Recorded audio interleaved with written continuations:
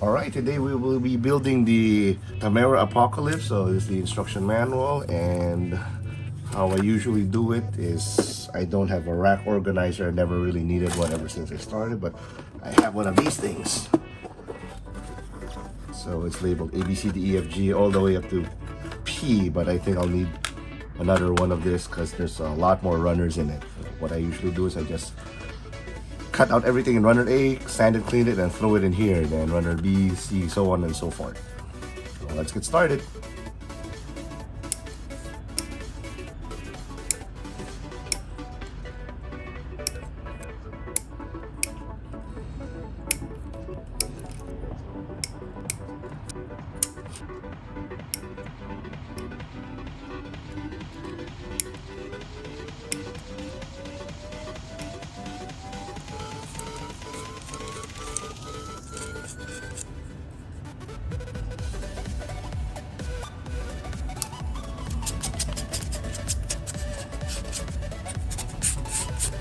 This is extremely nice. It seems to be that almost all the parts are undergated, so you can actually build this without a lot of sanding. Just use a single blade nipper, cut it out, and cut it flush at the bottom. And let's try another piece here. So we can just cut this out the runner,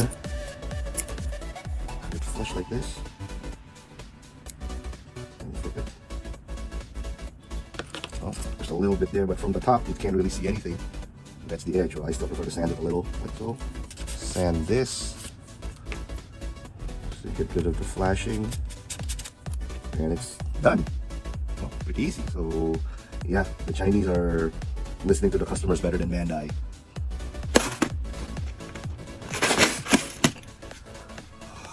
So that took quite a while to clean up all of it. So well, this is it.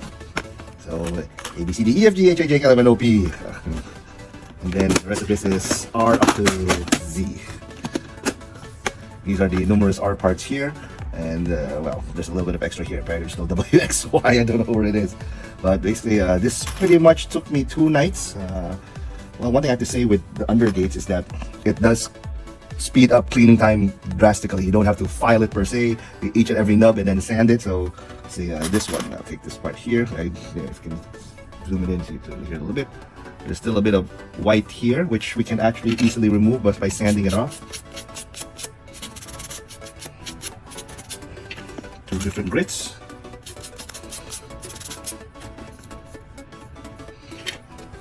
Find a sanding stick.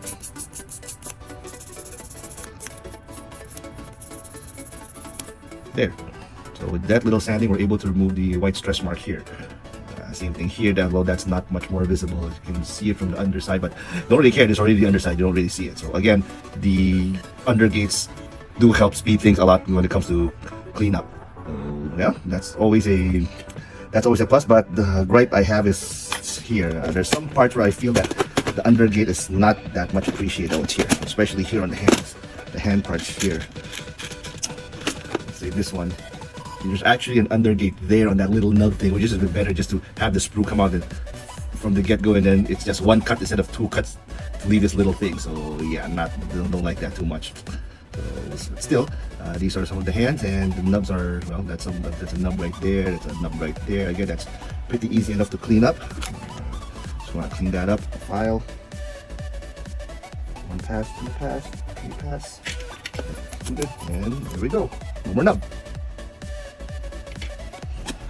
Well, since we're done with this thing, this instruction manual. It's a pretty thick instruction manual.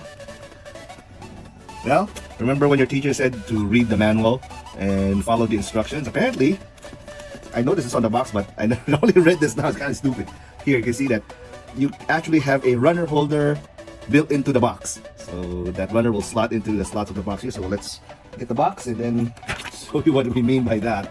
So you can see the slots here. So these are the runners, and I only noticed this again just now. There is a hook here, so that technically should, yeah, hook right there. So it's easy for you to find the runner.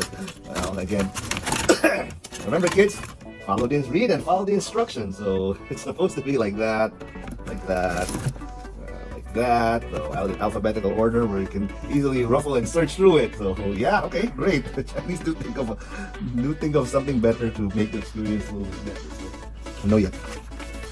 So anyway, as you can see, let's just leaf through this kind of briefly, see what we're dealing with. So we start with the head, and then we start with, and it goes through the chest section, shoulder armor, okay, arms, hand.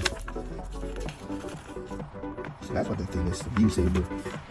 Waist section, leg section, leg section, leg section, backpack, and halo ring, and super halo ring with fin funnel thingy. Great. Okay. Start building. Well, looks like step one, you already hit into a snag. It doesn't want to go in. I guess the hole is too small for that, so we have two options. We trim the peg or we make the hole bigger. In this case, I say we trim the peg, so let's do that first.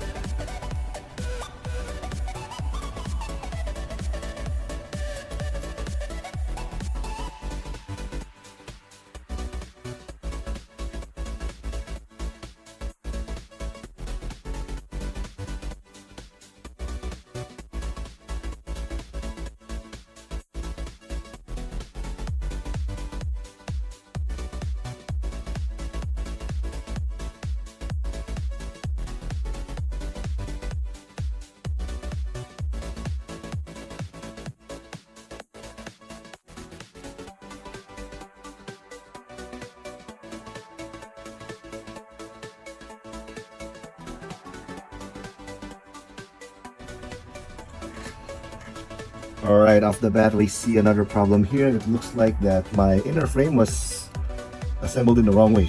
As you can see from here, let's take the instructions out a little bit here. See here, this is supposed to be the front view, and then there is a peg there and a slot, and on mine it's not there. The peg is on there, so we'll have to remove it and do some surgery. So far, at least just take it out like this. Take that, swap it around, and plug it back in. Yeah. No. There you go.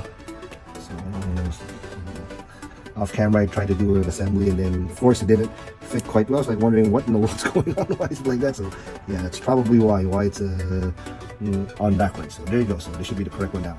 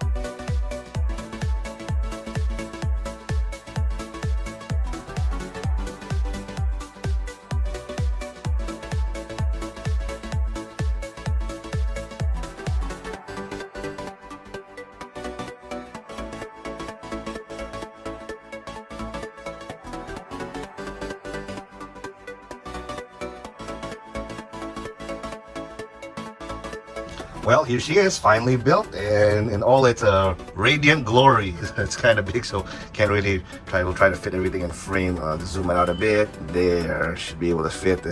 Yeah, there we go. And zoom it out and fit it out in the frame. This is the Tactical Machine Apocalypse, and as you can see, it can stand on its own even with a super heavy backpack. Well, size comparison time. So I have a normal 1/100 Barbatos here, which is briefly representative of every other Gundam. RX-78 seed kits are all about the same size here. A Sinanju Stein. The others pretty much head-to-head, shoulder-to-shoulder with this one. Yeah, they're all, so this is pretty much on the large size of the MG scale. I also have another Chinese third-party kit. This is the Special Forces GM Sniper 2. So yeah, they're a little bit shorter on the shoulder side. So yeah, so this thing's at par with Hainu, New Gundam, Sinanju, Sazabi. That's on the big scale side. If you have wing kits, the wing is smaller than this. Not to mention Victory, Crossbow, and all the other smaller 1/100s. But here it is with the stand over here. The stand actually clips here to the back of the butt here, where the behind the skirt over there. So it clips right there.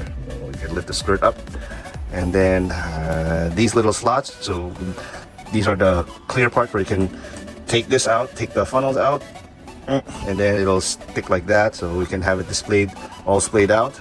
The clear part is reminiscent of the funnel holders for the new Gundam, and these things basically just plug into here. You can take one here, and plug that there. There you go, like that. Bend that way, can bend that way, it can be like that. Up to you how you want to display it. I personally like it all here, so it's nice and clean. And if you guys notice, I've actually painted the face, well, the head actually, because remember during the assembly process, that faceplate and that tongue don't want to slot into the inner frame of the face, so I had to go ahead and glue it together and just have to paint it overall just to give it just to be able to assemble it and put it together. Overall, that's the only hiccup I have, and as you saw during the assembly, I often had to use a tool like this. This is basically a file. You can use a screwdriver to widen the hole so the peg goes in easier. That's just me, and because I will be disassembling the whole thing and taking it apart, and by doing that I kind of ensure that I don't break the peg when I do try to take it apart by widening the hole. So because I will still be painting this whole thing, and this, well, the face gives you a sort of idea what I'm going for. I'm primarily going to keep the white color as white and maybe make this part a bit more gray for color separation, and we'll have a lighter blue, this one on the head, compared to the dark blue here on the chest. And I discovered something quite interesting just today. If you are, well, not exactly pressed for time, but you can actually paint this on the runners. Since it's undergated, you will just paint all the surface, and then at the bottom it doesn't matter if you're gonna cut it out anyway. It will not affect the paint. There will be no nub marks or nothing if you're very careful with your cutting. So yes, you can actually paint all of these parts. If you want it colored right away, you paint all these parts on the runners. You can paint the inner frame on the runners, and then that will drastically cut down the assembly and customization time. I saw this actually on my Facebook feed. Some Chinese company, as a service, they can take your third-party Chinese kit like this one, so it's fully undergated. They'll paint over it on the runners, then they'll cut it, they'll clip it, they'll bag it, and label it according to whatever C1, C2, C3 up to V1, 2, 3, 4 for you to have the fun of assembling it. So that's something interesting that I definitely will do from now on with these third-party Chinese kits if they're undergated, and that is actually a very, very good time saver for customizing it. And yeah, I've said it before with my review of the Special Forces GM Sniper. This thing is, if it wasn't made by a Chinese company, it wasn't a kit, this is pretty much what the aesthetic of GBWC is 4 or 5, maybe 6 years ago, where you take a base kit, you put in a lot of details, you kit bash some of this stuff. So again, this kit looks like it's from a Wing Gundam. This is definitely from a Strike Freedom. The funnels here are bits, so you can figure out where it comes from and take inspiration. The ring is obviously Luna Gator inspired. This chest part here is also part Freedom, Strike Freedom. The legs here, this is pretty long, so they're pretty much high newish. This part here, the shin, ankles, this is definitely high new inspired. So is this part here. So is this part here. That's pretty much high new Strike Freedom mixture. The shoulders are also pretty much very, very Strike Freedom Sinanju-ish with this one, with these thrusters here and all of that. This looks like it carry a beam shield actually. So overall, yes. Do I recommend buying one of these things for a shelf presence? Absolutely. This thing is big, and for the price, you can't beat this amount of plastic for the price. These Chinese kits are definitely getting better and better, so I won't be surprised in maybe a year, 2 years time they will include motorized gimmicks. Actually, they already do. There is a Chinese kit called the Solomon. It already has a motorized lighting gimmick for the cannon, which is basically the GPO2. So yes, gotta watch out for these guys in the future.